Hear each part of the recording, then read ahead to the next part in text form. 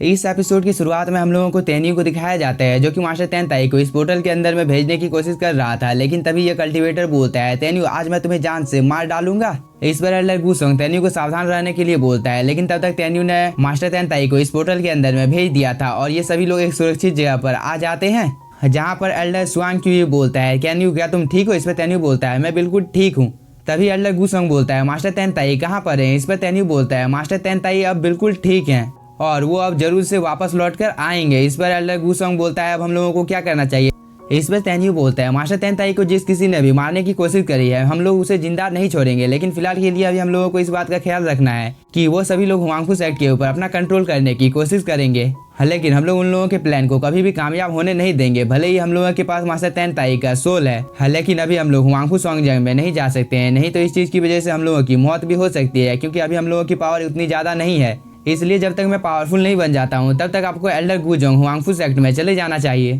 और उस जगह पर जाने के बाद तुम सबसे पहला काम मास्टर तेनताई के फादर को यहाँ पर जो कुछ भी हुआ था उन सब चीजों के बारे में बता देना, ताकि जो कुछ भी हुआ था उस चीज के बारे में उसे कोई गलतफहमी ना हो और वो मेडियस लीग को प्रोटेक्ट कर सके। और तब तक मैं यहाँ पर कल्टीवेशन करूंगा। जब मैं बहुत ही ज्यादा पावरफुल हो जाऊंगा तब मैं हुआंगफू सेक्ट में जाकर एक एक को चुन चुन कर मारूंगा जिसने भी मास्टर तेनताई को मारने की कोशिश की है। इस पर एल्डर गूजोंग बोलता है, हुआंगफू सेक्ट के जितने भी लोग हैं वो सभी तुम्हें जान से मारना चाहते हैं और अभी तुम थोड़े से इंजर्ड भी हो, इसलिए मैं तुम्हें इस कंडीशन में अकेले छोड़कर यहाँ से नहीं जा सकता हूँ। इस पर तेन्यू बोलता है, एल्डर गूसोंग तुम्हें चिंता करने की कोई भी जरूरत नहीं है, क्योंकि मेरे पास वो पगोड़ा है और इस जगह पर हम लोग कहीं पर भी छुप कर रह सकते हैं, इसलिए तुम्हें मेरी चिंता करने की कोई भी जरूरत नहीं है। इस पर एल्डर गूसोंग एल्डर गुआंग क्वी को बोलता है, तुम यंग मास्टर को प्रोटेक्ट करना। इस पर एल्डर गुआंग क्वी बोलता है, तुम्हें चिंता करने की कोई भी जरूरत नहीं है, क्योंकि जब तक मैं जिंदा हूँ तब तक यंग मास्टर को कोई भी हाथ नहीं लगा सकता है, क्योंकि उसे सबसे पहले मेरा सामना करना होगा। इसके बाद तेन्यू इस सीक्रेट जगह पर आ जाता है और वो बोलता है, 6 हेवनली पैलेस का एम्परर कभी भी हुआंगफू सेक्ट के ऊपर हमला कर सकता है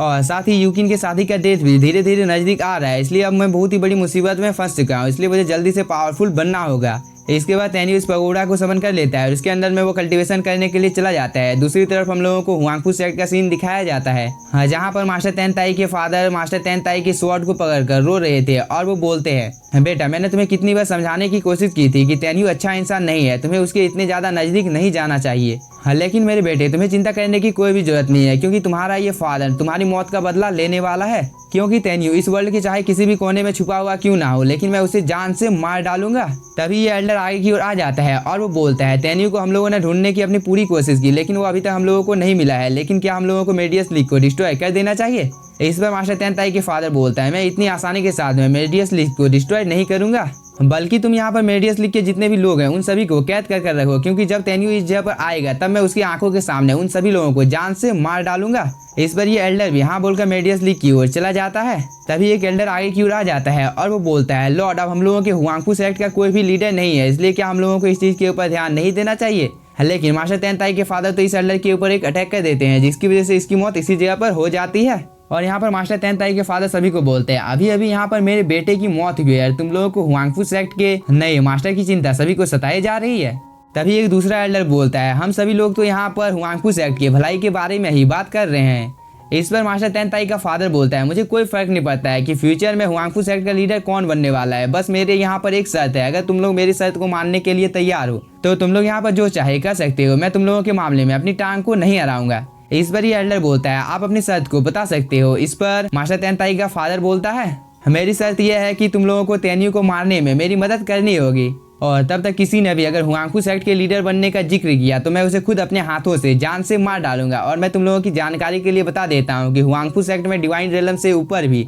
कोई कल्टीवेटर मौजूद है। इस बात को सुनकर ये एल्डर बहुत ही ज्यादा शॉक हो जाता है। और दूसरी तरफ हम लोगों को इस एल्डर को दिखाया जाता है जो कि यंग मास्टर को हुआंगफू सेक्ट में जो कुछ भी हुआ था उन सब चीजों के बारे में बता देता है। इस पर यंग मास्टर बोलता है, मैंने हुआंगफू सेक्ट को कमजोर समझने की गलती की है, लेकिन इसमें एक डिवाइन रेलम का कल्टीवेटर मौजूद है। और वो ये बोलकर यहाँ पर खांसने लगता है। इस चीज को देखकर ये एल्डर बोलता है, यंग मास्टर क्या तुम ठीक हो? इस पर यंग मास्टर बोलता है, अब हम लोगों को जो कुछ भी करना है उस चीज के बारे में हम लोगों को एक बार अच्छी तरीके से सोच लेना चाहिए, क्योंकि हुआंगफू सेक्ट में डिवाइन रेलम से ऊपर का कल्टीवेटर मौजूद है। लेकिन मुझे यहाँ पर यह समझ में नहीं आ रहा है कि मैंने तेन्यू के पीछे कुछ लोगों को भेजा था, लेकिन अभी तक उन लोगों का कुछ भी पता नहीं चला है, मतलब उन लोगों की मौत हो चुकी है, इसलिए और भी ज्यादा लोगों को तेन्यू का पीछा करने के लिए भेज दो। इस पर ये एल्डर भी यस बोलकर यहाँ से चला जाता है। दूसरी तरफ हम लोगों को 9 डिवीजन के सभी एल्डर को दिखाया जाता है जो कि एक जगह पर बैठकर आपस में बात कर रहे थे। आज हम लोगों का प्लान कामयाब रहा है, जिसकी वजह से मेडियस लीग के ऊपर बहुत ही ज्यादा प्रेशर पड़ रहा है और ऐसा ही चलता रहा तो फ्यूचर में हम ही लोग ही मामफू सेक्ट के ऊपर रूल करेंगे।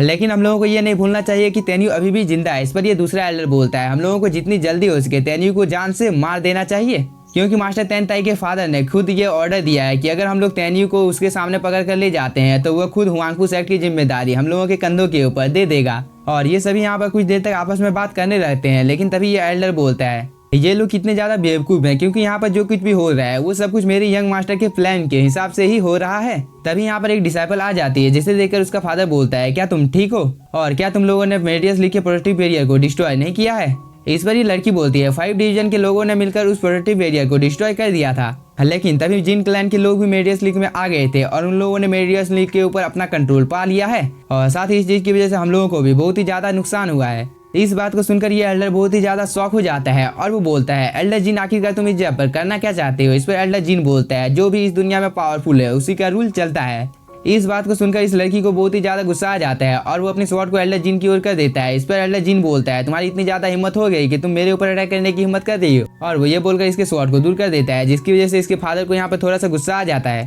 और वो बोलता है आखिरकार तुम इस जगह पर करना क्या चाहते हो। इस पर एल्डर जिन बोलता है तुम लोग बहुत ही ज्यादा बेवकूफ हो, क्योंकि तुम लोगों को लगता है कि तेन्यू को अगर तुम लोग पकड़ लेते हो तो हुआंगफू सेक्ट का कंट्रोल तुम लोगों के हाथों में आ जाएगा। लेकिन मैं तुम सभी की जानकारी के लिए बता देता हूँ कि हुआंगफू सेक्ट का अगला लीडर मैं बनने वाला हूँ, क्योंकि हम लोगों के जिन क्लैन में बहुत ही ज्यादा पावरफुल कल्टीवेटर हैं। इस बात को सुनकर ये एल्डर बोलता है मुझे तुम्हारे प्लान के बारे में सब कुछ समझ में आ गया है कि तुम हम लोगों को ही कमजोर करना चाहते हो। तभी एल्डर जिन बोलता है शायद से तुम्हें यहाँ पर कोई गलतफहमी हो गया है, क्योंकि मैं तो मेडियस लीग के ऊपर हमला करके तेन्यू को बाहर लाना चाहता हूँ। और दूसरी तरफ हम लोगों को गू स्वांग और स्वान क्वी को दिखाया जाता है, जो कि तेन्यू के पास आकर सभी चीजों के बारे में बताने लगता है कि मास्टर तेनताई के फादर ने 10 सालों तक सभी चीजों को अच्छी तरीके से संभाल कर रखा था, लेकिन अब सब कुछ बहुत ही ज्यादा बिगड़ गया है, क्योंकि 9 डिवीजन के सभी चीफ आपस में मिल चुके हैं और उन लोगों ने एक कॉम्पिटिशन करवाया था जिसमें एल्डर जिन जीत चुका है और वो अब हम लोगों के हुआंगफू सेक्ट का नया लीडर बनने वाला है। इस पर तेन्यू बोलता है मास्टर तेनताई के फादर के रहते हुए आखिरकार ऐसा कैसे हो सकता है। तभी एल्डर गूसोंग तेन्यू को बताने लगता है ये सब कुछ जिन क्लैन की वजह से हुआ है, क्योंकि उन लोगों ने मेडियस लीग को अपने कंट्रोल में कर लिया है और उन्होंने धमकी भी दी है कि